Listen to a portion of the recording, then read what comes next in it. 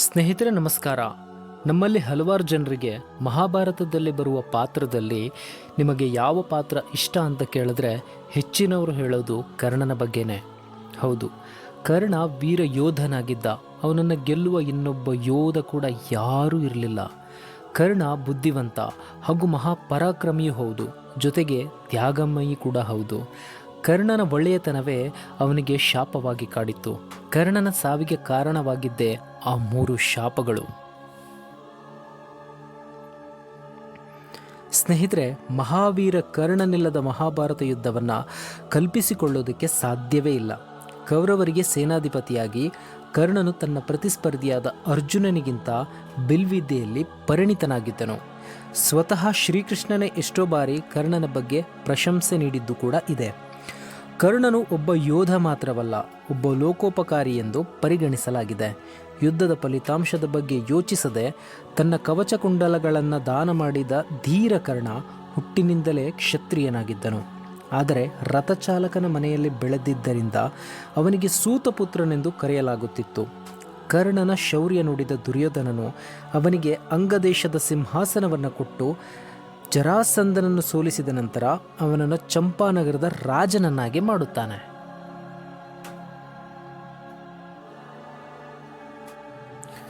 ಆದರೆ ಈ ಮಹಾನ್ ಯೋಧನ ಜೀವನ ಯಾವ ಒಂದು ಯುದ್ಧಕ್ಕಿಂತ ಕಡಿಮೆ ಇರಲಿಲ್ಲ. ಕರ್ಣನು ತನ್ನ ಜೀವನದಲ್ಲಿ ಅನೇಕ ಸಮಸ್ಯೆಗಳನ್ನು ಎದುರಿಸಿದ್ದ. ಕರ್ಣ ಉದ್ದೇಶಪೂರ್ವಕವಾಗಿಯೋ ಅಥವಾ ಇತರರ ಲೋಕ ಕಲ್ಯಾಣಕ್ಕಾಗಿಯೋ ಗೊತ್ತಿಲ್ಲ, ಈ ಕರ್ಣ ಈ ಒಂದು 3 ಶಾಪಗಳಿಗೆ ಗುರಿಯಾಗ್ತಾನೆ. 3 ಶಾಪದಿಂದ ಮಹಾಭಾರತ ಕುರುಕ್ಷೇತ್ರ ಯುದ್ಧದಲ್ಲಿ ಕರ್ಣ ಅರ್ಜುನನ ಕೈಯಲ್ಲಿ ಸಾವನ್ನಪ್ಪುತ್ತಾನೆ. ಹಾಗಾದರೆ ಕರ್ಣನ ಸಾವಿಗೆ ಕಾರಣವಾದ ಆ 3 ಶಾಪಗಳ ಬಗ್ಗೆ ನಾವಿವಾಗ ತಿಳಿದುಕೊಳ್ಳೋಣ. ಸ್ನೇಹಿತರೆ, ಮೊದಲನೆಯದು ಪರಶುರಾಮರು ನೀಡಿದ ಶಾಪ. ಕರ್ಣನು ಬಿಲ್ವಿದ್ಯಾಭ್ಯಾಸವನ್ನು ಕಲಿಯುವ ಸಲುವಾಗಿ ಗುರು ದ್ರೋಣಾಚಾರ್ಯರ ಬಳಿ ಬರುತ್ತಾನೆ. ಆದರೆ ದ್ರೋಣರು ಕರ್ಣ ಒಬ್ಬ ಸೂತಪುತ್ರನೆಂಬ ಕಾರಣಕ್ಕೆ ಆತನಿಗೆ ಬಿಲ್ವಿದ್ಯೆ ಹಾಗೂ ತರಬೇತಿಯನ್ನು ನೀಡೋದಕ್ಕೆ ನಿರಾಕರಿಸ್ತಾರೆ. ಇದರಿಂದ ಬೇಸರ ಹೊಂದಿದ ಕರ್ಣ ಪರಶುರಾಮರ ಬಳಿ ವಿದ್ಯಾಭ್ಯಾಸಕ್ಕಾಗಿ ಹೋಗ್ತಾನೆ. ಕರ್ಣನ ಸಾಮರ್ಥ್ಯವನ್ನು ತಿಳಿದಿದ್ದಂಥ ಪರಶುರಾಮರು ಕರ್ಣನನ್ನು ತನ್ನ ಶಿಷ್ಯನನ್ನಾಗಿ ಸ್ವೀಕರಿಸುತ್ತಾರೆ. ಒಂದು ದಿನ ಅಭ್ಯಾಸದ ಸಮಯದಲ್ಲಿ ಪರಶುರಾಮರು ದಣಿದಿದ್ದ ಕಾರಣ ಕರ್ಣನಿಗೆ ಸ್ವಲ್ಪ ವಿಶ್ರಾಂತಿ ಬೇಕು ಎಂದು ಹೇಳ್ತಾರೆ. ನಂತರ ಕರ್ಣ ಪರಶುರಾಮರನ್ನ ತನ್ನ ತೊಡೆಯ ಮೇಲೆ ಮಲಗಿಸಿಕೊಂಡು ವಿಶ್ರಾಂತಿಗೆ ಅನುವು ಮಾಡಿಕೊಡ್ತಾನೆ. ಸ್ವಲ್ಪ ಸಮಯದ ನಂತರ ಒಂದು ಚೇಳು ಬಂದು ಕರ್ಣನ ತೊಡೆಯನ್ನು ಕಚ್ಚೋದಕ್ಕೆ ಪ್ರಾರಂಭ ಮಾಡುತ್ತೆ. ಆಗ ಕರ್ಣ ತಾನು ಎಲ್ಲಿ ಅಲುಗಾಡಿ ಆ ಚೇಳನ್ನು ತೆಗೆಯುವ ಪ್ರಯತ್ನ ಮಾಡಿದರೆ ಗುರುದೇವನ ನಿದ್ರೆಗೆ ಭಂಗವಾಗುತ್ತೆ ಅಂತ ಅಂದುಕೊಂಡು ಆ ಚೇಳನ್ನು ತೆಗೆಯೋದೇ ಇಲ್ಲ, ಹಾಗೆ ಕೂತ್ಬಿಡ್ತಾನೆ. ನಂತರ ಆ ಚೇಳು ತುಂಬ ತೀವ್ರವಾಗಿ ಕರ್ಣನ ಕಚ್ಚೋದಕ್ಕೆ ಪ್ರಾರಂಭ ಮಾಡುತ್ತೆ. ಕರ್ಣನ ರಕ್ತವೆಲ್ಲ ನೀರಿನ ಹಾಗೆ ಹರಿಯೋದಕ್ಕೆ ಪ್ರಾರಂಭ ಆಗುತ್ತೆ. ಈ ರಕ್ತ ನೀರಿನ ಹಾಗೆ ಹರಿದು ಗುರುದೇವ ಮಲಗಿದಂತಹ ಜಾಗವನ್ನು ಸೇರುತ್ತೆ. ಆಗ ಗುರು ಪರಶುರಾಮರಿಗೆ ಎಚ್ಚರವಾಗುತ್ತೆ.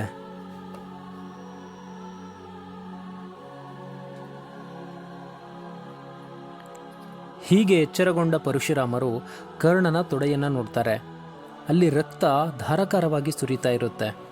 ಕರ್ಣನಿಗೆ ಏನಾಯಿತು ಅಂತ ಕೇಳ್ತಾರೆ. ಆಗ ಕರ್ಣ ನಡೆದ ಎಲ್ಲ ವಿಷಯವನ್ನು ತಿಳಿಸ್ತಾನೆ.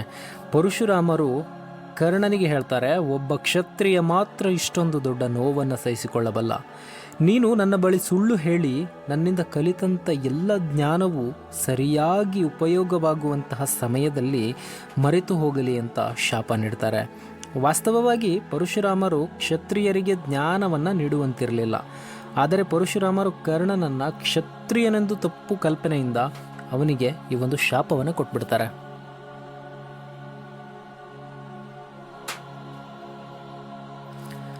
ಇತ್ತ ಕಡೆ ಶಾಪವನ್ನು ಸ್ವೀಕರಿಸಿದ ಕರ್ಣ ತುಂಬ ದುಃಖಿತನಾಗಿದ್ದ. ಪರಶುರಾಮರ ಪಾದಕ್ಕೆ ಬಿದ್ದು ಕ್ಷಮೆಯಾಚಿಸಲು ಕೇಳ್ತಾನೆ. ಗುರು ಪರಶುರಾಮರೇ, ನನಗೆ ನನ್ನ ಹೆತ್ತವರು ಯಾರು ಅಂತಲೇ ಗೊತ್ತಿಲ್ಲ. ಗಂಗೆಯ ನೀರಿನಲ್ಲಿ ತೇಲುತ್ತಿದ್ದ ಮಗುವನ್ನು ಎತ್ತಿಕೊಂಡು ಹೋಗಿ ಸಾಕಿದವರೇ ನನ್ನ ಹೆತ್ತವರು. ಇದರಿಂದಾಗಿ ನನಗೆ ನನ್ನ ತಂದೆ ತಾಯಿ ಯಾರು ಎಂದು ಕೂಡ ಅರಿವಿಲ್ಲ ಅಂತ ಪರಶುರಾಮರ ಬಳಿ ಬಿಕ್ಕಿಸಿ ಅಳೋದಕ್ಕೆ ಪ್ರಾರಂಭ ಮಾಡ್ತಾನೆ. ಬರೀ ಕಲಿಕೆಯ ಉದ್ದೇಶದಿಂದ ಮಾತ್ರ ಬಂದಿದ್ದೇನೆ ಗುರುದೇವ. ನಾನು ಸೂತಕುಲದವನೆಂದು ನನಗೆ ವಿದ್ಯೆ ನೀಡಲು ಯಾರೂ ಒಪ್ಪಲಿಲ್ಲ. ಎಲ್ಲರೂ ನನ್ನನ್ನು ಅವಮಾನ ಮಾಡಿ ದೂರ ತಳ್ಳಿದರು. ಆದರೆ ನನ್ನ ಮೇಲೆ ದಯೆ ತೋರಿ ವಿದ್ಯೆಯನ್ನು ಕಲಿಸಿದ ಏಕೈಕ ಗುರು ನೀವು. ಪರಶುರಾಮರೇ, ಇದರಲ್ಲಿ ನನ್ನ ತಪ್ಪೇನಿದೆ? ದಯವಿಟ್ಟು ನನಗೆ ಈ ಶಿಕ್ಷೆಯನ್ನು ಕೊಡಬೇಡಿ ಅಂತ ಪರಶುರಾಮರ ಪಾದಕ್ಕೆ ಬಿದ್ದು ಕರ್ಣ ಕ್ಷಮೆಯನ್ನು ಕೇಳ್ತಾನೆ.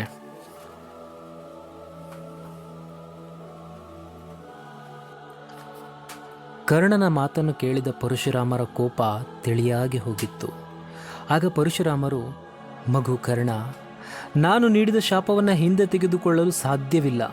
ಆದರೆ ಖಂಡಿತವಾಗಿಯೂ ನೀನು ಪಡೆದ ಜ್ಞಾನವು ನಿನ್ನನ್ನು ಒಬ್ಬ ಶ್ರೇಷ್ಠ ಬಿಲ್ಲುಗಾರನನ್ನಾಗಿ ಮಾಡುತ್ತೆ.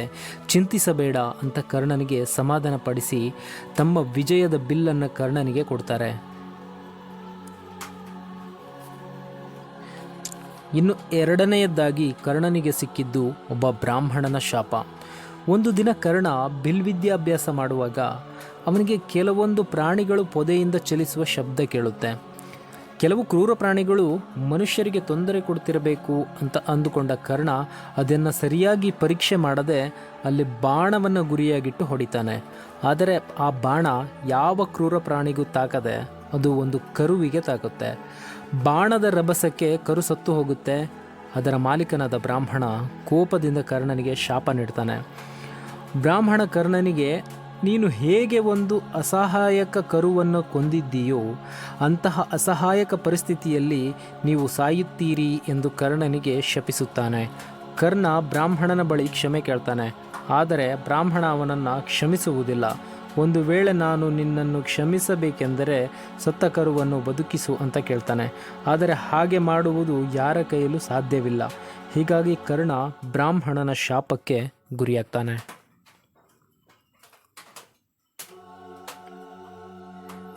ಇನ್ನು ಬ್ರಾಹ್ಮಣ ಕರ್ಣನಿಗೆ ಮತ್ತೊಂದು ಶಾಪವನ್ನು ಕೊಡ್ತಾನೆ. ನೀನು ರಥದ ಮೇಲೆ ಸವಾರಿ ಮಾಡುತ್ತಿದ್ದಂತೆಯೇ ನೀನು ಉತ್ತಮವಾಗಿ ಹೋರಾಡುತ್ತೀಯ. ಯಾವುದೇ ದೋಷವಿಲ್ಲದೆ ಮತ್ತು ಯಾವುದೇ ಆಲೋಚನೆ ಇಲ್ಲದೆ ಇತರರ ಮೇಲೆ ಬಾಣಗಳನ್ನು ಬಿಡಬೇಕಾದರೆ ಹಾಗೂ ಜೀವನದ ನಿರ್ಣಾಯಕ ಯುದ್ಧದಲ್ಲಿ ಹೋರಾಡುತ್ತಿರುವಾಗ ನಿನ್ನ ರಥದ ಚಕ್ರವು ನೆಲದಲ್ಲಿ ಹೂತು ಹೋಗಲಿ, ನೀನು ಅಗೌರವದಿಂದ ನೆಲಕಚ್ಚಲಿ ಎಂದು ಬ್ರಾಹ್ಮಣ ಕರ್ಣನಿಗೆ ಶಪಿಸುತ್ತಾನೆ.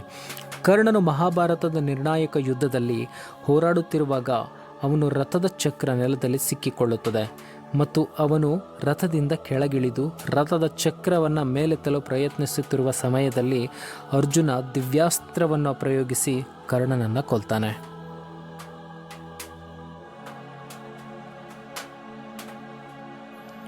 ಇನ್ನು ಜಾನಪದ ಕಥೆಗಳ ಪ್ರಕಾರ ಕರ್ಣನಿಗೆ ಇನ್ನೊಂದು ಶಾಪವಿತ್ತು ಅಂತ ಕೂಡ ಹೇಳಲಾಗುತ್ತೆ. ಒಮ್ಮೆ ಕರ್ಣ ಎಲ್ಲಿಯೋ ಹೋಗುತ್ತಿರುವಾಗ ತನ್ನ ಜಾಡಿಯಿಂದ ತುಪ್ಪ ನೆಲಕ್ಕೆ ಚೆಲ್ಲಿದ ಕಾರಣ ದಾರಿಯಲ್ಲಿ ಒಬ್ಬ ಹುಡುಗಿ ಅಳ್ತಾ ಇರ್ತಾಳೆ. ಅದನ್ನು ನೋಡಿದಂಥ ಕರ್ಣ ರಥದಿಂದ ಇಳಿದು ಮಗು ಏನಾಯಿತು ಅಂತ ಕೇಳ್ತಾನೆ. ಆಗ ಹುಡುಗಿ, ತುಪ್ಪ ಜಾಡಿಯಿಂದ ನೆಲಕ್ಕೆ ಬಿದ್ದು ಹೋಯಿತು, ಈಗ ನಾನು ಬರಿಗೈಯಲ್ಲಿ ಮನೆಗೆ ಹೋದರೆ ನನ್ನ ತಾಯಿ ಕೋಪಗೊಳ್ತಾಳೆ ಅಂತ ಹೇಳಿ ಆ ಮಗು ಅಳೋದಕ್ಕೆ ಸ್ಟಾರ್ಟ್ ಮಾಡ್ತಾಳೆ. ನಂತರ ಕರ್ಣ, ನಾನು ನಿನಗೆ ಬೇರೆ ತುಪ್ಪದ ತುಂಬಿದ ಬೇರೆ ಜಾಡಿಯನ್ನು ಕೊಡಿಸ್ತೇನೆ ಅಂತ ಹೇಳ್ತಾನೆ. ಆದರೆ ನನಗೆ ಬೇಡ, ಇದೇ ಜಾಡಿ ನೆಲಕ್ಕೆ ಬಿದ್ದಂತಹ ತುಪ್ಪವೇ ಬೇಕು ಅಂತ ಆ ಮಗು ತುಂಬ ಜೋರಾಗಿ ಅಳೋದಕ್ಕೆ ಶುರು ಮಾಡ್ತಾಳೆ. ಆಗ ಕರ್ಣ, ಮಗು ಸರಿ ಅಳಬೇಡ, ನೀನು ಇದೇ ತುಪ್ಪ ಮಣ್ಣಿನಿಂದ ಬೇರ್ಪಡಿಸಿ ನಿನಗೆ ಕೊಡ್ತೀನಿ ಅಂತ ಹೇಳಿ ಮಣ್ಣನ್ನು ಮುಷ್ಟಿಯಲ್ಲಿ ಹಿಡಿದು ಹಿಂಡಲು ಪ್ರಾರಂಭಿಸುತ್ತಾನೆ. ಕರ್ಣ ಹೀಗೆ ಮಾಡುವಾಗ ಒಬ್ಬ ಮಹಿಳೆ ನರಳುವ ಶಬ್ದ ಕೇಳುತ್ತೆ. ಕರ್ಣ ತನ್ನ ಮುಷ್ಟಿಯನ್ನು ತೆಗೆದಾಗ ಭೂತಾಯಿ ಅವನ ಕೈಯಲ್ಲಿ ಕಾಣಿಸ್ತಾಳೆ. ನೋವಿನಿಂದ ಭೂತಾಯಿ ಕರ್ಣನ ಮೇಲೆ ಭಯಂಕರ ಕೋಪಗೊಳ್ತಾಳೆ. ಕರ್ಣ, ನೀನು ನನ್ನ ಒಡಲನ್ನೇ ಹಿಂಡಿ ಹಿಂಸಿಸಿದ ಹಾಗೆ ಯುದ್ಧದಲ್ಲಿ ನಾನು ನಿನ್ನ ರಥದ ಚಕ್ರವನ್ನು ಹಿಡಿದಿಟ್ಟುಕೊಳ್ಳುತ್ತೇನೆ ಎಂದು ಹೇಳಿ ಕರ್ಣನಿಗೆ ಶಪಿಸುತ್ತಾಳೆ. ಸ್ನೇಹಿತರೆ, ಹಾಗಾಗಿಯೇ ಮಹಾವೀರ ಕರ್ಣ ತನಗೆ ತಿಳಿಯದೆಯೇ ತಾನು ಪಡೆದ ಈ 3 ಶಾಪಗಳಿಂದ ಮಹಾಭಾರತದ ಕುರುಕ್ಷೇತ್ರ ಯುದ್ಧದಲ್ಲಿ ಅಸಹಾಯಕನಾಗಿ ಪ್ರಾಣವನ್ನು ಬಿಡ್ತಾನೆ. ಕರ್ಣನ ಶಾಪದ ಕುರಿತು ನಿಮಗೆ ಏನನಿಸುತ್ತೆ ಅನ್ನೋದನ್ನು ಕಮೆಂಟ್ ಮಾಡಿ. ಇದೇ ರೀತಿ ಹೆಚ್ಚಿನ ವಿಡಿಯೋಗಳಿಗೆ ನಮ್ಮ ಚಾನಲಿಗೆ ಸಬ್ಸ್ಕ್ರೈಬ್ ಮಾಡಿ. ಏನೇ ಆಗಲಿ, ಕರ್ಣನ ಅಂತ್ಯ ಒಂದು ರೀತಿ ಬೇರೆಯವರಿಗೆ ಉಪಕಾರ ಮಾಡುವುದರ ಸಲುವಾಗಿ ಮಹಾಭಾರತದಲ್ಲಿ ಕರ್ಣ ತನ್ನ ಪ್ರಾಣವನ್ನು ಬಿಡ್ತಾನೆ. ಕೇಳಿದ್ರೆ ಬೇಜಾರು ಅನಿಸುತ್ತೆ. ಕರ್ಣನ ಬಗ್ಗೆ ನಿಮ್ಗೇನು ಅನಿಸುತ್ತೆ ಅನ್ನೋದನ್ನು ಈ ವಿಡಿಯೋದಲ್ಲಿ ಕಮೆಂಟ್ ಮಾಡಿ. ಆದಷ್ಟು ವಿಡಿಯೋಗೆ ಲೈಕ್ ಮಾಡಿ. ಈ ಚಾನಲನ್ನು ಸಬ್ಸ್ಕ್ರೈಬ್ ಮಾಡೋದನ್ನು ದಯವಿಟ್ಟು ಮರಿಬೇಡಿ.